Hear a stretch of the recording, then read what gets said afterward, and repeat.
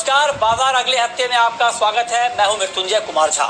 इस खास शो के जरिए हम आपको बताते हैं हफ्ते के आखिरी कारोबारी दिन का यानी आज का क्या एक्शन है, ये हम आपको बताएंगे और साथ ही अगले हफ्ते के लिए आपकी रणनीति क्या होनी चाहिए, अगले हफ्ते के लिए आपकी तैयारी कैसी होनी चाहिए, इस पर हम बातचीत करेंगे।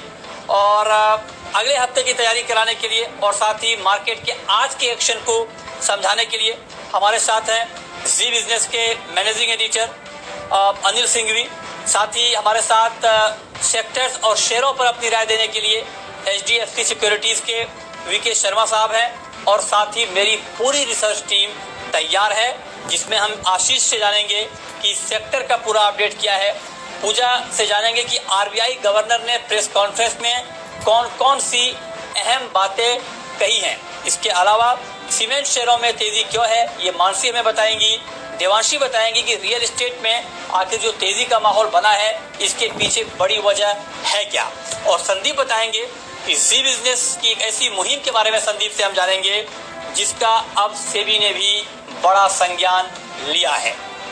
चलिए ये सब चर्चा हम करेंगे, लेकिन उससे पहले देखते हैं कि आज पूरे दिन शेयर मार्केट में किस तरह का कामकाज रहा है।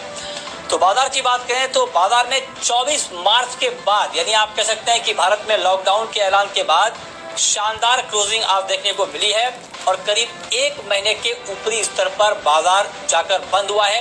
निफ्टी और सेंसेक्स में 3% तक का उछाल आज देखने को मिला है। वहीं बैंक निफ्टी की बात करें तो बैंक निफ्टी में 1280 अंकों की जबरदस्त तेजी आज हमने देखी है। इसके अलावा बैंक, फाइनेंशियल, ऑटो और रियल्टी शेयरों में चौतरफा बाइंग का माहौल आज के कारोबार में दिखा है। चलिए अब आपको ये बड़ा बताते हैं कि आज के कारोबार में विदेशी संस्थागत निवेशक यानी FIIs और घरेलू संस्थागत निवेशक यानी DIIs ने कितनी खरीदारी या बिकवाली की है, यह आंकड़ा जरा आप देखिए। और FIIs की बात करें तो विदेशी संस्थागत निवेशकों ने कैश मार्केट में 1392 करोड़ रुपए की बिकवाली की है।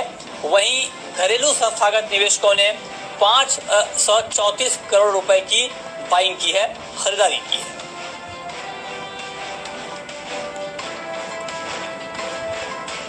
और चलिए अब वक्त है ये जानने का कि आज के बाजार में जो एक्शन हमने देखा है उस एक्शन पर एडिटर्स टेक है क्या। और ये बताने के लिए हमारे साथ जी बिजनेस के मैनेजिंग एडिटर अनिल सिंघवी जुड़े हैं। अनिल जी, बहुत बहुत स्वागत है आपका। मेरा पहला सवाल आपसे ये होगा कि आज मार्केट खुलने के ठीक 1 घंटे के बाद RBI गवर्नर सामने आए, उन्होंने कई बड़े ऐलान किए। एक कह सकते हैं कि आर्थिक राहत के तौर पर कुछ बड़े ऐलान हुए हैं RBI की तरफ से। तो RBI से जो राहत बाजार को मिली है, खास करके NBFCs को, क्या वो काफी है, क्या उसे आप काफी मानते हैं और बाजार ने इस पर किस तरह से रिएक्ट किया है? जैसे कि उम्मीद थी RBI गवर्नर साहब की प्रेस कॉन्फ्रेंस और उन्होंने मीडिया को जो कुछ भी कहा, जो कुछ भी एक्शन लिए, वो उम्मीद के मुताबिक रहे। और जब उम्मीद के मुताबिक रहे तो बाजारों में हल्की सी प्रॉफिट बुकिंग आई उनकी प्रेस कॉन्फ्रेंस के बाद, क्योंकि वो पिछली बार की प्रेस कॉन्फ्रेंस लोगों को याद थी जब एकदम से तेज प्रॉफिट बुकिंग आई, जबकि पिछली बार तो अनाउंसमेंट बहुत बढ़िया और बहुत बेहतर थे। लेकिन इस वक्त बाजारों का अंडरटोन थोड़ा बदल चुका है, मजबूती का है, तेजी का है। तो गवर्नर साहब के बोलने के बाद हल्की प्रॉफिट बुकिंग जरूर आई, लेकिन उसके बाद बाजार जो भागे हैं पूछे मत, बहुत ही शानदार तेजी के साथ और बहुत ही बेहतरीन लेवल्स पर बंद होते हुए दिखे हैं। और सबसे बढ़िया बात क्या है, सबसे बढ़िया बात जो तेजी बनती हुई दिखी वो बैंक्स और NBFCs में आती हुई दिखी है। यानी कि जहां सबसे ज्यादा डर है वहीं पर RBI गवर्नर साहब ने कॉन्फिडेंस देने का काम किया है। उन्होंने ये कहा है कि माइक्रो फाइनेंस इंस्टीट्यूशंस, NBFCs को लोन मुहैया करवाया जाएगा और भी जहां जहां जरूरत है लिक्विडिटी की वो दी जाएगी। रिवर्स रेपो रेट उन्होंने 1/4% घटाई है। तो कुल मिलाकर गवर्नर साहब की तरफ से जो कुछ भी ऐलान हुए वो बाजार को पसंद आने वाले रहे, पॉजिटिव रहे। और उसके साथ ही बाकी कारण तो थे ही, ग्लोबल मार्केट्स मजबूत, डाउ फ्यूचर्स ऊपर, रुपया मजबूत, मोमेंटम स्ट्रॉन्ग, सब कुछ तो ठीक है। तो फिर बाजारों का बढ़ना लाजमी था। तो दिन के उच्चतम स्तरों पर जाकर बाजार बंद हुए। तो एक बेहतरीन ट्रेडिंग सेशन रहा। हफ्ते का आखिरी दिन जो रहा उस लिहाज से भी ये क्लोजिंग बहुत ही बेहतरीन रही है। शुक्रवार की क्लोजिंग बाजार के लिए हमेशा काम की होती है। हफ्ते के आखिरी दिन की क्लोजिंग अगर आपको कुछ अहम लेवल के ऊपर मिले तो वो बहुत बढ़िया है। उस लिहाज से भी बाजारों का प्रदर्शन शानदार रहा।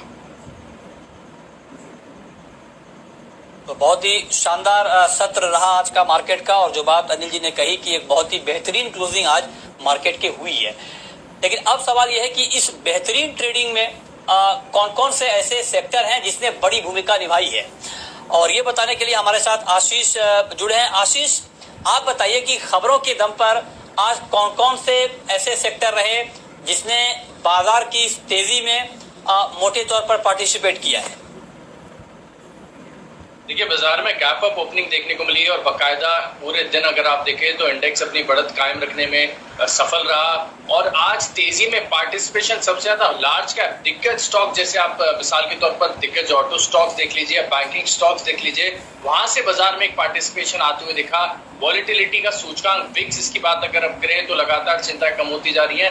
विक्स फिलहाल आज देखिए करीब 8% गिरा, 42-43 के स्तर पर आ चुका है इंडिया विक्स देखिए। लेकिन सेक्टर स्पेसिफिक एक्शन की अगर आप बात करें तो भरपूर था बाजार में। और सबसे पहले अगर आप देखें तो बैंकिंग स्टॉक्स यहाँ से काफी बढ़िया पार्टिसिपेशन और परफॉर्मेंस देखने को मिला। निफ्टी बैंक में भी आज काफी बढ़िया तेजी देखने को मिली, शॉर्ट कवरिंग के साथ कुछ फ्रेश लॉन्ग्स भी क्रिएट हुए हैं। बैंकिंग स्टॉक्स पर अगर आप नजर डालें तो आज का स्टार परफॉर्मर था एक्सिस बैंक, या फिर आप ये कह लीजिए कि आप जितने ही निजी सेक्टर के बैंक है, निजी क्षेत्र के बैंक है, वहां पर काफी बढ़िया तेजी देखने को मिली। बंधन बैंक है, फेडरल बैंक है, आईसीआईसीआई बैंक है, काफी बढ़िया तेजी यहाँ पर देखने को मिली। एनबीएफसी स्टॉक्स देखिए लगातार 2 दिन से काफी स्ट्रॉन्ग मोमेंटम दिखा रहे, काफी बढ़िया तेजी देखने को मिल रही है। इक्विटास, इंडियाबुल्स हाउसिंग फाइनेंस, जीवन चोला फाइनेंस, यहाँ पर अच्छी खरीदारी देखने को मिली। जैसा कि मैंने आपको बताया कि दिग्गज ऑटो स्टॉक से भी आज बाजार को काफी ज्यादा सहारा देखने को मिला, कंट्रीब्यूशन काफी ज्यादा था तेजी में। अब भारत फोर्ज काफी बढ़िया तेजी यहाँ पर देखने को मिली। Eicher Motors, Maruti, TVS Motors में भी खरीदारी का ही रुझान देखने को मिला। लेकिन एफएमसीजी पैक को अगर आप देखें तो लगातार 3 दिन से थोड़ी सी वीकनेस यहाँ पर देखने को मिल रही है। पिछले कई हफ्तों में अगर देखें तो एफएमसीजी स्टॉक्स ने बाजार को आउट परफॉर्म किया था, लेकिन अब ऊपरी स्तरों से एफएमसीजी स्टॉक्स में बिकवाली देखने को मिली। और आज के सत्र में अगर आप देखें तो डाबर, नेस्ले, इमामी और गोदरेज कंज्यूमर्स, ये कुछ ऐसे स्टॉक्स हैं जो गिरावट के साथ बंद हुए। और फार्मा स्टॉक्स भी देखा था हमने कि पिछले हफ्ते एक स्टार परफॉर्मर था सेक्टर के हिसाब से, अगर आप देखें काफी बढ़िया तेजी देखने को मिली थी। लेकिन इस हफ्ते कहीं ना कहीं जो बड़े दिग्गज फार्मा स्टॉक्स हैं वहां पर ऊपरी स्तरों पर मुनाफा वसूली देखने को मिली। कैडिला, डेविस लैब, एफडीसी और ग्लेनमार्क, ये कुछ ऐसे स्टॉक्स हैं जो गिरावट के साथ बंद हुए। ओके, तो ये है खबरों के दम पर आज कहां पर एक्शन दिखा है, ये आपको आशीष ने बताया। लेकिन अब रुक करते हैं अपने खास मेहमान वीके शर्मा जी का, एचडीएफसी सिक्योरिटीज के। शर्मा जी, बहुत बहुत स्वागत है। और शर्मा जी से हम जानेंगे कि आज के बाजार में जो एक्शन हमने देखा है उसके पीछे क्या वजह है, साथ ही अगले हफ्ते के लिए ट्रेड क्या होगा, पोजिशनल और लॉन्ग टर्म के लिहाज से आपको कहां पर नजर रखनी चाहिए, इन तमाम मुद्दों पर, और इकोनॉमी और इंडस्ट्री के लिए ये कितना ज्यादा फायदेमंद होगा, ये बताने के लिए हमारे साथ पूजा जुड़ी हुई है। पूजा, बताइए। जी, आगे की प्रेस कॉन्फ्रेंस में जो बड़ी घोषणाएं हुई हैं वो हम आपको बता देते हैं। एक तो लिक्विडिटी को लेकर जो घोषणा हुई है उसमें TLTRO 2.0 की अतिरिक्त घोषणा की गई है, जिसमें कि 50,000 करोड़ की नकदी डाली जाएगी सिस्टम में। और इसके अलावा उसका जो 50% है वो छोटे मझोले एनबीएफसीज को देंगे और 1 महीने के अंदर उन्हें ये निवेश करना होगा। इसके अलावा 50,000 करोड़ की रिफाइनेंसिंग फैसिलिटी भी दे दी गई है, जिसमें कि नाबार्ड, सिडबी और एनएचबी को 50,000 करोड़ दिए जाएंगे, जिससे कि वो आगे एनबीएफसी को और बैंकों को सपोर्ट करें। इसके अलावा जो बड़ी घोषणा हुई वो थी कि रिवर्स रेपो रेट में 0.25% की कटौती की है। एनपीए मैनेजमेंट के लिए काफी सारी घोषणा की, और इसमें 1 मार्च से 31 मई के मॉनिटोरियम में एनपीए के लिए 90 दिनों का जो रूल है वो यहाँ पर लागू नहीं होगा। तो यहाँ पर एक राहत दी गई है, लेकिन उसके सामने वो जो अकाउंट, जो भी खाते होंगे उसके सामने बैंकों को 10% की अतिरिक्त प्रोविजनिंग करनी पड़ेगी। ये रूल एनबीएफसी के लिए भी लागू है। रियल एस्टेट प्रोजेक्ट में जो भी एनबीएफसी का एक्सपोजर है, अगर प्रमोटर दिक्कतों के अलावा अन्य कारणों से प्रोजेक्ट में डिले होता है तो कर्ज की जो अवधि है वो 1 साल के लिए बढ़ा दी जा सकती है। और अन्य घोषणाओं की बात करें तो सरकार बाजार से जो उधार उठाती है, जिसको कि WMA कहते हैं, यानी कि वेज एंड मीन्स एडवांसेस कहते हैं, उसमें 60% की बढ़ोतरी की है। और बैंक FY20 के लिए डिविडेंड का ऐलान अब नहीं कर सकते। अगली घोषणा आदेश तक बैंक डिविडेंड का ऐलान नहीं कर सकते। तो ये कुछ ऐसे बड़ी घोषणा हुई है जिसके जरिए लिक्विडिटी डालने की कोशिश की है बैंक और एनबीएफसीज में, और इसके अलावा आने वाले डिफॉल्ट और स्लिपेजेस के लिए वो नियंत्रित रहें, संभले रहें। इसके चलते उन्होंने कुछ एनपीए मैनेजमेंट से जुड़ी भी घोषणा हुई है आज की आरबीआई की प्रेस कॉन्फ्रेंस में। और अब वक्त है ये बताने का कि अगले हफ्ते के लिए बाजार पर आपकी स्ट्रेटेजी क्या होनी चाहिए, और ये बताने के लिए हमारे साथ जी बिजनेस के मैनेजिंग एडिटर अनिल सिंह भी बने हुए हैं। अनिल जी, वीकेंड में किन डेवलपमेंट्स पे नजर रखनी चाहिए जिसका कि आगे इम्पैक्ट होगा, और अगले हफ्ते के लिए बाजार का रुख आप क्या देख रहे हैं? जब सोमवार को बाजार खुलेंगे तो एक तो एचडीएफसी बैंक के नतीजों पर बाजार का रिएक्शन होगा ही, लेकिन वही ट्रिगर्स भारतीय बाजारों के लिए भी ग्लोबल मार्केट्स के ही हैं। देखिए, कोरोना को लेकर जो भी थोड़े से पॉजिटिव डेवलपमेंट होते हुए नजर आते हैं उस पर बाजारों का रिएक्शन भरपूर आता है। तो देखते हैं अच्छी मजबूती दिखाने वाले अमेरिकी बाजार किस तरह से बंद होते हैं और अमेरिका के फ्यूचर सोमवार सुबह क्या ट्रेड करते हुए दिखते हैं, वो तो सबसे ज्यादा अहमियत वाला होगा ही। लेकिन भारतीय बाजार में मोमेंटम स्ट्रॉन्गर, अगर कहीं कोई खास खराब खबर सुनने को न मिले तो बाजार निफ्टी पर 9,500 9,600 की तरफ जाने की तैयारी में है, और बैंक निफ्टी पर ये लेवल 21,000 से लेकर 21,500 तक के निकल कर आ रहे हैं।